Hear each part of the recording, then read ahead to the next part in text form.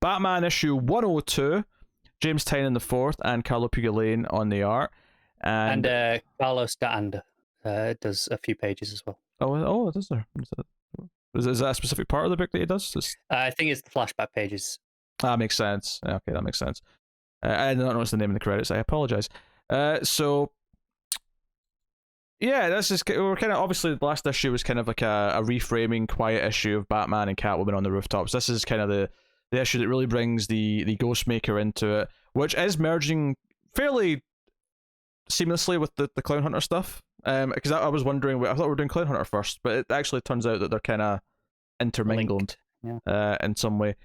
I did kind of, so the book starts with Ghostmaker interrogating a cop, and I actually kind of love the weird reference to Batman Begins that happened here, where the cop's like, "I'm not a dirty cop. What? You're a bat. What? You're one of these bat characters. Why are you doing this to me?" I love the idea that this is a cop who is honest, who is a good cop. He's not Flash. And the Ghostmaker says, "Do I look like a bat?" I laughed a little bit at that because I thought, okay, that's a bit. I think it's important that it started by trying to make you go, oh, okay, they're aware of what they're doing with this Ghostmaker before they do your favorite cardinal sin. Oh yeah, there's things in this issue that I definitely do not like. I don't really like how the Ghostmaker looks in the first place. He seems a bit generic looking to me. He feels. I said this last time, I think, but it reminds me of, like, was it not Mr. Nobody? Was it Mr. Nobody? It was Mr. Nobody, yeah. I mean, I don't disagree. They looked a little bit generic. I kind of like the look as well, though, if that makes sense. Do you know what I do like about him, which is going to sound very, very particular? I like the baggy trousers. It's very kind of samurai. Yeah, I mean, I can see the why that is the way it is, like the design choice there, but it feels like this over designed character. So it's one of those things that ever since the 90s, like any new character they try to make, I don't even 9 times out of 10, 9.9 times out of 10, they look over designed and they didn't. I don't disagree with that. Yeah, it's I mean, it's fine. I don't think it's offensively bad by any means, and I think it's less over designed than some. There's a lot of blank space, which you can't say for a lot of these. They can be a lot worse than that.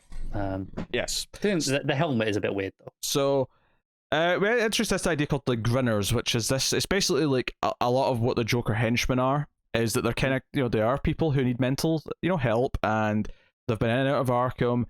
And it sets up this idea that Batman has typically left this little hideout where they sort of lay low between big Joker periods. And basically he does this because it's because he keeps tabs on it. He can kind of tell when something's like ramping up because they're all starting to do things. They're starting to make noise, and he's seen that there's activity. And so it's actually like early warning. Yeah, it's like a barometer for when Joker's about to do something. So that's why he's kind of left it around. But the whole time he's talking to someone, and it's it's the green kind of like comms text, and early on you're kind of like smelling, going, "Is this Oracle?" No, I get that. I think it's a weird misleading because this is the first time we've had this Oracle text in a while, right? Mm-hmm. It's weird doing it while we're talking about Joker stuff. Like the first time we see it is over the grinners, and all the green text. It feels like there's this a weird link to Joker stuff before it kind of says it's Oracle. Yeah, I mean, I enjoyed the build up because there was kind of like a weird moment at the start where I'm like, wait, is this some sort of Alfred AI that he's built into his suit now? Is that is he doing like an Iron Man thing where he's talking to an AI? Because that wouldn't be that on Batman for him to build, for him to have. It would not, no. But we see Oracle, and she's in the clock tower, and and it's telling that they know what they're doing because when it finally says Oracle, because Batman says it out loud, it is bolded in the lettering. Like they know exactly what they're doing. Yeah, and we see her in the clock tower, and she's in the chair at the computers, and it was this sort of moment I was sort of thinking, like, how long did it take them to realize that she can be Oracle without like being in a wheelchair? Like that she can just sit down at a computer. It's fine. Like if they give her a character reason to make the choice to start doing this instead, it's okay. They're laying that groundwork because she talks here about how, I mean, where am I doing more good? Out there as Batgirl or here as Oracle? And then you've got, I think she mentions Cass and Steph wearing that symbol now. She mentions that, yeah, which it does feel like they're kind of teasing something that I want. It does, yeah. Oracle running the two Batgirls running around. Maybe in March that instead of Oracle and the Birds of Prey, it'll be Oracle and the Batgirls. I'm okay with that. We didn't have to call it that. I could just call it Batgirls. I know. I was establishing Oracle's role within that. But they've been tricked though, because all the sensors that tell her there's so much going on inside this little dive bar that they hang out in, it's all a lie. They're all killed. And she comments that, wait, Clown Hunter's like, there's no way this is him, right? And Batman's like, nah, this is someone else. This is someone because he sees the symbol on the wall and he knows who this is, because he says, okay, stop calling me, or this is personal, leave me alone. And then it cuts to the flashback, Dublin, Ireland, many years ago, and this is where I groaned immediately as soon as I turned the page, because I'm like, oh no, it's someone from his past that we've never heard about before. Oh no. I hate when they retcon this shit in. And it's not even been that long since we've done this. Hell, even that character, Mr. Nobody, even he was like a character from Bruce's past. We've done this. It was, and that was right at the start of the New 52, I think. And I think the only reason why that's on your mind is because of the Ghostmaker visual. Yeah, but I mean, that's a very recent example. We do this every so often with Batman, and I feel like this is so similar. It's just, the big one is another one we're going to talk about later with Hush, right? Yeah, but Hush is kind of okay. Hush is the one that kind of stuck, and everyone kind of liked his gimmick and whatever. Every time I've tried to do it since, I just grown a little bit about tying in more people, or even it's not quite the exact same, but even in the Hush book later, Lincoln March is brought up, and even that was kind of like, hey, there's this character that's kind of been around, and even if Bruce wasn't as aware, so it sets up this kind of, he's going for it's Bruce in his training days, and he's got some guy there who he thinks will teach him knife skills. Yeah, well, I was going to say that this guy who seemingly is going to be a Ghostmaker is got like a sort of low rent Daredevil kind of thing, where he's got like a bandana covering his eyes. When he takes on Bruce. So we get them fighting in the flashback, but then we come back to present day. I did enjoy this little sequence of Harley getting an apartment. This felt straight out of the Harley book from before. Like it felt like an actual sequel to the Palmiotti and Connor stuff, where she was living in New Jersey, I want to say, with her in an apartment. The dialogue, it just felt like it was part of that run. I mean, in a good way. I will disagree to the extent that when I tried reading a book from that run, I thought the dialogue was painful to read. I thought this was easy. And flowed. There's only a handful of panels of it here, really. But in terms of the concept, how she felt here, it felt like that Harley still, like an evolution of that to me. I mean, fair. I mean, I think one of the key things that always comes up whenever we talk about that Harley run and my dislike of it is, I think you sometimes maybe lay a little bit too much on the characterization of Harley being the thing I don't like, as opposed to just the raw writing quality being something that I just don't like in that book. Yeah, I'm not disputing that. I'm saying this, it feels like the same Harley is kind of my point here. And her living in an apartment, kind of doing her own thing. It's very reminiscent. But yeah, she's getting an apartment, and there's some jokes about her wanting like hyenas. At the end, like, what's your stance on hyenas? Like, oh yeah, because he's thought about this. The landlord's thought about his stance on hyenas. Yeah, that's the last panel as she pops her head back at her. What's your policy on hyenas? And she's like, hey, I'll pay you double because I'm a bit of a weirdo, and that's okay.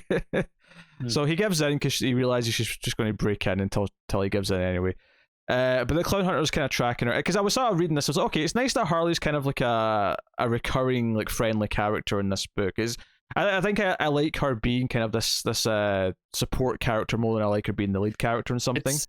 It's weird because we've spoken before how we don't want every character to just, or every villain to have the, we're a hero now. But we've done it with Ivy over the past. But that's not new for Harley now. I mean, this is... It's not. We're kind of just at that stage now where it's okay and we can just kind of get on with this, right? Yeah, but that's not what I was trying to talk about. I was talking about, like, her as a lead character I can't really take in most scenarios. It depends who's writing her, of course. Obviously, if we're talking about Harleen, the Sedgwick book or something like that, so good.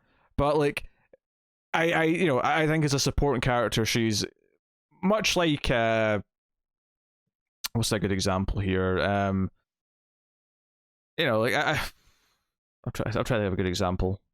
There's some characters that work really well in ensemble, but once you put them in the limelight, once you give them the lead role, it falls apart. But I was wondering though, as I was reading this scene, okay, what's the point of following Harley here? Because this doesn't seem as related to Batman or what's going on, until of course we find that Clown Hunter is spying on her and hunting her and is planning on killing her.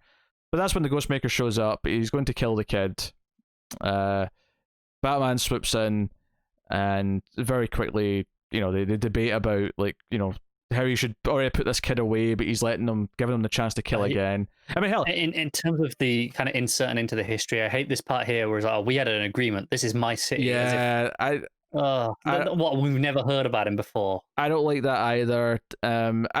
The one thing I did like about Batman and Clown Hunter is that earlier on it was mentioned in the Oracle scene that Batman is the only reason why he's going after this clown place, this was it the Grinners now, is because he's essentially trying to take away all the targets so that Clown Hunter won't kill again. He wants to avoid Clown Hunter having to be taken in, so he's trying to actually just give him take away the choice, take away the potential of him having to kill more people.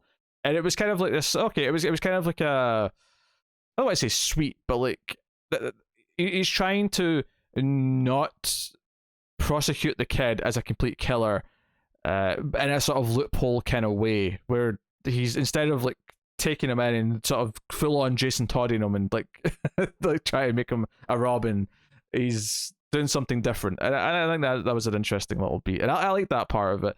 Everything with how the Ghostmaker ties into Bruce's past and them having this, and even the final page saying, "Oh, we're going to battle for Gotham," because essentially the Ghostmaker's in Gotham now. Because okay, you know what? The idea being, okay, they had this agreement where Ghostmaker wouldn't come to Gotham, but there's been so much shit in Gotham between Bane, Joker War, and everything that's happened out of the entire of Batman's history. The Ghostmaker's finally said, "Screw this! You're doing a terrible job. I'm coming to take over." And how many times have we had some character come into Gotham and say, "I'm going to be better than Batman"? But hell, again, we've done it multiple times probably since the start of the New 52. The last decade has been full of these stories. So I have to admit, Ghostmaker I wasn't super looking forward to begin with. After this issue, I like everything else. I like the stuff with Babs. I like the stuff with Harley. I like all those like sort of regular parts that are going to continue beyond Ghostmaker. Ghostmaker himself, I dislike everything with him. I think I agree with that. I wasn't as against Ghostmaker as you are. I mean, you weren't even really against, but indifferent. I don't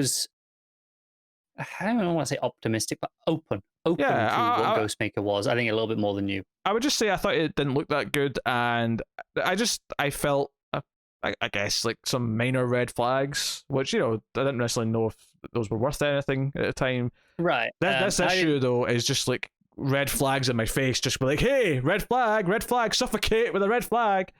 Yeah, I didn't have those before I read it, but reading, I'm like, oh man, and I thought it was fine in the first scene, where he was interrogating the cop. I thought it was fine there. Well, I mean, I like the joke there. The reference to Batman Begins there that I quite but liked. Even aside from that, I thought it was fine. Not like amazing or anything like that, but it was fine. It was once it got to, it's all personal. It's all part of his past. They had this training rivalry that I started groaning, and then in the present day where it's, they have this agreement that he's going to stay out of Gotham, and I just, no. Yeah. But I like the Clown Hunter stuff and the Harley stuff, like I say. So. Yeah, I like all the stuff that didn't involve Ghostmaker, which is a good sign for the run, because it means when we get past this arc, if it's, well, I suppose it won't even be 6 issues, but because it'll have to pause for Future State at least. So we got what, a 4-issue arc? Yes, assuming that it wraps up before Future State finishes and it's not just left on a weird cliffhanger. I think that's a reasonable assumption, I think. At the very least, I would assume that he would do like a mid-arc cliffhanger that feels kind of like a mid-season break. Like there'll be, even if it's not the end of the Ghostmaker story, I feel like there'll be a proper cliffhanger that's meant to feel like, this can be a couple of months now. I'd have thought so. If there were, a handful of people in DC I'd have expected to planned properly for the break. Tynan is one of them that I would think knew what was going on. Well, he's one of the few runs as well that are going to continue afterwards, right? Because so many of them are needing a new team. Flash needs a new team. Aquaman needs a new team. And correct me if I'm wrong, but I think Tynan is writing something in Future State. Yes. So well, not even just he that. Obviously knew about it. He was teasing plans for like the Bat Family from March onwards. So he's I don't know if that's necessarily another book or just whatever he's doing in Batman, but he's teasing something. So absolutely. So I agree. It's probably going to be the end of the arc, or at least a mid-season. So yeah, we probably just have to get through this arc with Ghostmaker, but I am significantly less excited for Batman over the next couple of months than I was before. The art's pretty good, I would say. I think Piggy Lane, solid job, per usual. Kind of as usual, yeah. Like I say, thought the other artist that I'm assuming is the flashbacks, because it was only a few pages listed in the credits. I can't imagine where else it would be. I mean, it actually tells you 13 to 16, so if you counted... yeah, but I didn't count them. But, I mean, I'm assuming that's still there, right? It sounds about right.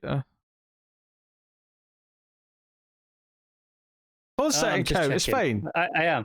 Actually, it's actually those... it's a couple of pages in the Batman fight with Ghostmaker. Oh, and now that I'm looking at it, I can see Ghostmaker does look a bit different. It's when he first shows up on the rooftop with Clown Hunter. Ah, okay. The helmet does look a little bit more squashed, I think is maybe the word I'd use. Doesn't look as rounded as it does in the other pages. So I guess I can see it, but not enough that I really felt it to its detriment when I was reading it. So, I mean, no real complaints there. Yeah, what are you giving it? Probably just a 6, unfortunately, because as much as the other stuff's solid, the Ghostmaker stuff does drag it down quite a bit, unfortunately. Yeah, I'll probably go with a 6 as well. I want to make it clear, though, I am super excited for everything this run's going to bring after this. I like everything that's setting up for all the mainstays, all the stuff that's going to be sticking around, all the characters that are still going to be here post this arc. And whatever, even if it's not Batman itself, but whatever other book or Bat Family related thing that's going to happen after this, all that stuff is like, I love the ongoing world of Gotham, and when it feels like there's a solid vision for Gotham, I really like that. But the actual Ghostmaker stuff is just like, it's just full of all the tropes and the comic book cliches that I don't like. So 6 out of 10.